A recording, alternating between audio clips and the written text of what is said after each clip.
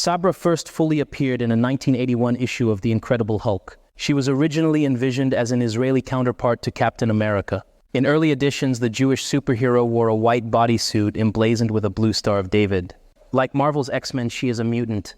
Her power set includes strength, speed, agility, reflexes, endurance, and stamina. Additionally, she is trained in hand-to-hand combat and can also regeneratively heal. Her alter ego is an Israeli police officer named Ruth Ben Sarah. In her debut comic, Hulk makes friends with Sahad, a poor Palestinian boy. The boy explains the conflict to the Hulk as well as the comic's readers. As the story progresses, the boy gets killed in an attack by hooded men that are inferred to be an Arab militant group. The Hulk ends up grieving his friend's death. Sabra, whose superhero instinct is to protect Israel, mistakenly believes Hulk to be a foe. The pair fight as a result. Hulk brings to her attention the deadly price of the conflict and her part in all of it. Sabra remains conflicted at the end. The comic concludes, "It has taken the Hulk to make her see this dead Arab boy as a human being." Although the death of the Palestinian boy supposedly leads to compassion, the transformation doesn't last for long.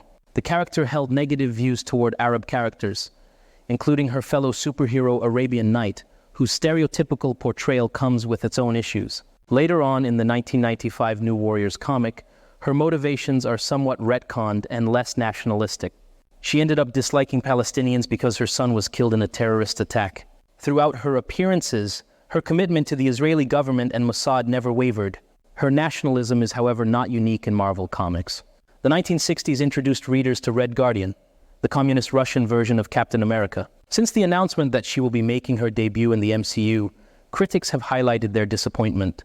This is due to Israel's policies towards the Palestinian territories, with critics highlighting issues such as occupation, human rights violations, and settlement expansion. Recently, Israel has waged a brutal war against Gaza, costing the lives of thousands of Palestinian civilians, many of whom are children. At present, the ICJ finds it plausible that Israel is committing genocide. According to experts, it may take a few years till a conclusive ruling is made. This backdrop aside, perhaps one of the most troubling of issues attached to Sabra is the name of the superhero herself.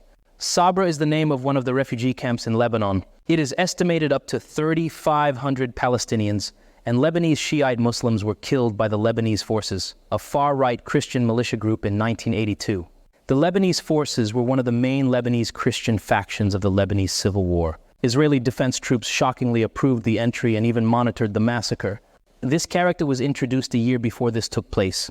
The naming is supposedly unrelated, in that Sabra is a Hebrew word for a Jewish person born in Israel. It also refers to a native bush that bears prickly fruit and is soft on the inside. Despite the character having no association with the massacre, the name can understandably provoke painful associations. Sabra was already a controversial character in the 1980s, but the current bombardment of Gaza has put the Israeli-Palestinian conflict front and center once again, making her inclusion in the upcoming Captain America movie even more divisive.